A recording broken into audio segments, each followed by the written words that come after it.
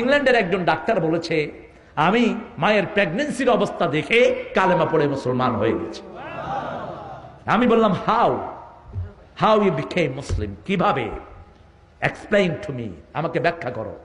1991 সাল তিনি আমাকে বললেন, have you seen how baby stage in the tummy of mum? মায়ের পেটে বাচ্চাটা কেমনে থাকে তুমি কি কখনো দেখেছো? How could I see it? এটা তো অবিশ্বাস্য, আমি এটা কেমনে দেখবো? তখন আমাদের দেশে আল্ট্রাসনোগ্রাম আসে না, ইংল্যান্ডে তখন এসেছে।